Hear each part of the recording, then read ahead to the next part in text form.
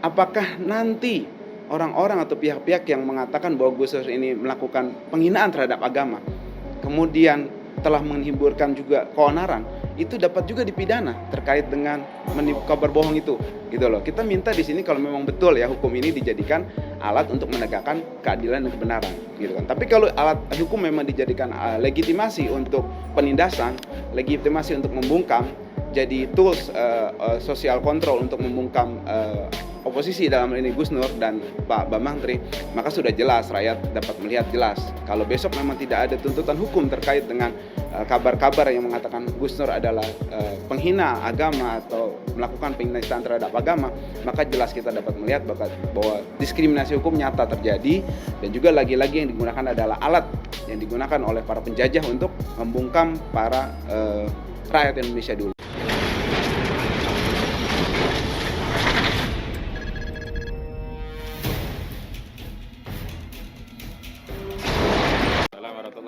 Bang Aziz,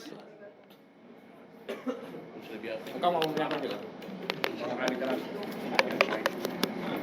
Oh iya. Penutup dengan Ya, terima kasih. Assalamualaikum warahmatullahi wabarakatuh. Ya, kita semua sebenarnya shock ya, cukup kaget juga dengan tuntutan. Sebenarnya bukan masalah hukumannya, karena kalau hukuman itu bisa diatur lah gitu kan tuntutannya. Tapi yang kita cukup shock adalah ternyata yang dijadikan dasar adalah lagi-lagi soal berita bohong.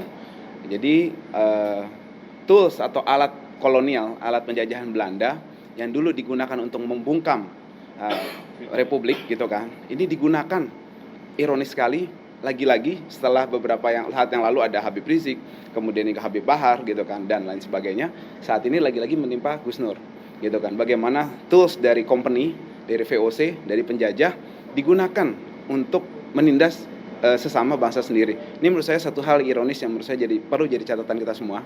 Kemudian yang kedua adalah saya balik bertanya, kalau misalnya memang betul kita mau menegakkan hukum material sebagaimana oleh abang-abang tadi sudah dijelaskan ya, bagaimana dengan gembar-gembor atau anasir-anasir atau dialektika yang sudah dikemukakan bahwa Gus Nur ini dituduh menistakan agama, kemudian menimbulkan keonaran gitu kan. Kita di sini meminta hati nurani para pemirsa sekalian dan juga majelis hakim tentunya, terutama ya, dalam memutuskan apakah nanti orang-orang atau pihak-pihak yang mengatakan bahwa Gus Dur ini melakukan penghinaan terhadap agama, kemudian telah menimbulkan juga keonaran, itu dapat juga dipidana terkait dengan kabar bohong itu, gitu loh. Kita minta di sini kalau memang betul ya hukum ini dijadikan alat untuk menegakkan keadilan dan kebenaran, gitu kan. Tapi kalau alat hukum memang dijadikan legitimasi untuk penindasan, legitimasi untuk membungkam, jadi tools social control untuk membungkam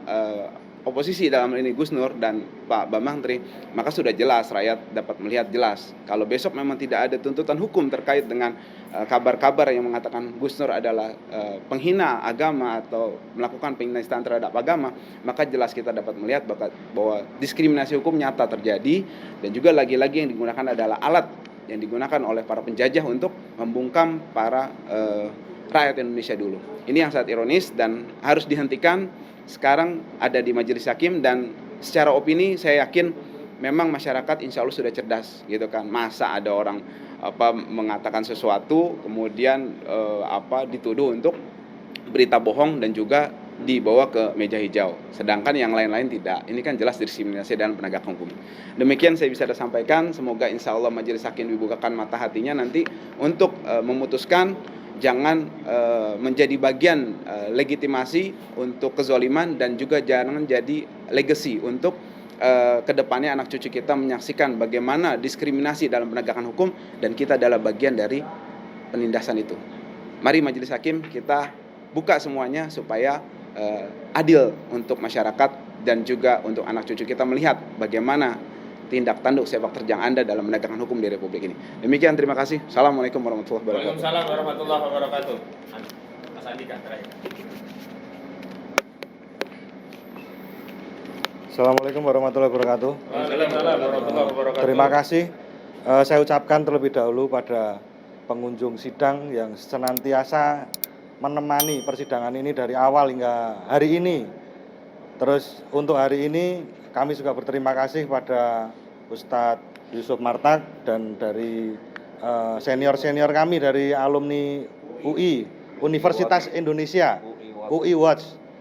Dan juga saya sampaikan juga terima kasih pada rekan-rekan di sini semua yang meliput. Jadi kemarin kalau kita ikuti dari awal persidangan, kita bisa menggarisbawahi bahwa ada beberapa poin-poin penting yang janggal. Sebenarnya di persidangan ini kita sudah tahu semua ini ada yang kejanggalan dan lain sebagainya. Contohnya seperti ada seorang kepala sekolah, dia ngaku di BAP agamanya Islam tapi ternyata waktu disumpah adalah agamanya Kristen. Itu pertama.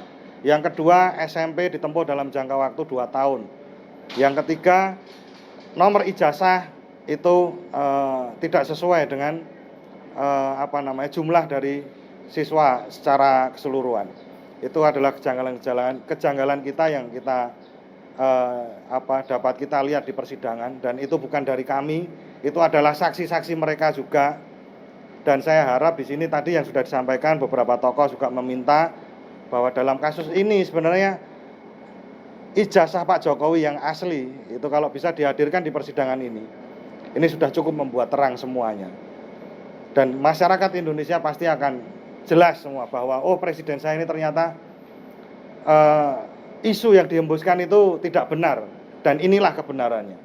Tetapi apabila ada warga negara yang mempertanyakan seperti itu, terus dia didakwa sebagai seorang penyebar kebohongan, berarti harus yang pertama adalah yang harus membuktikan dulu ijazah aslinya ini harus dihadirkan dulu. Yang pertama itu. Yang kedua, onar. Jadi keonaran ini yang dijadikan sebagai dasar dakwaan kepada Gus Nur, tuntutan kepada Gus Nur, dan hukumannya pun ancaman hukumannya pun paling tinggi yaitu 10 tahun. Jadi ini yang tadi disampaikan rekan kami juga bahwa ini adalah undang-undang produk dari kolonialisme. Jadi itu sudah lama dan keonaran ini tidak bisa dibandingkan dengan keonaran yang pada saat ini. Keonaran di media sosial dan lain sebagainya. Makanya di sini saya berterima kasih kepada teman-teman pers, dan ini harus disebarkan. Masyarakat harus tahu. Di media sosial kemarin dan persidangan sebelumnya itu banyak yang dipelintir, banyak yang dipotong, sepotong, mereka bumbui dengan kata-kata mereka sendiri dan lain sebagainya. Itu memang kerjaan mereka seperti itu, dan itu hanya ada di rezim saat ini. Dan kita harus lawan dengan media juga. Seperti itu. Yang pertama kali ingin saya sampaikan adalah bahwa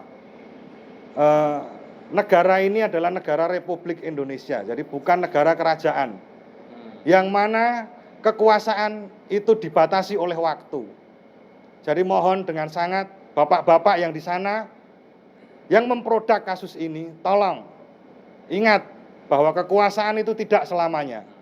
Dan masyarakat saat ini sudah pintar. Semua ada media sosial. Semua orang bisa akses internet. Mereka bisa menemukan kebenaran dan lain sebagainya. Jadi mohon tolong diingat bahwa hari ini boleh Anda menang, tetapi besok di pengadilan Allah atau mungkin besok ganti rezim saja, keadaan akan berbeda. Maka dari itu saya mohon kepada Yang Mulia Majelis Hakim dalam persidangan kali ini mohon putusan yang seadil-adilnya bahwa Gus Nur dan Bambang Tri ini adalah seorang warga negara yang kebetulan posisinya adalah sebagai oposisi, yang kebetulan adalah beliau kurang setuju dengan adanya kebijakan-kebijakan pemerintah yang saat ini dan mereka melakukan kritik.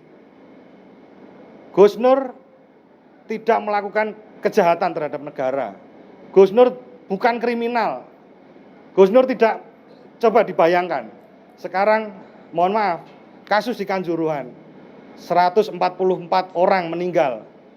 Yang disalahkan apa? Arah mata angin. Bayangkan.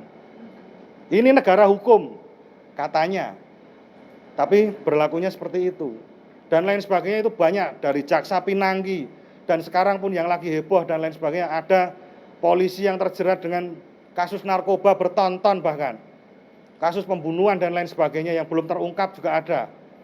Jadi mohon tolong masyarakat semuanya, Gus Nur dan Bambang Tri ini bukan kriminal, bukan seorang yang menistakan agama seperti apa yang dituduhkan.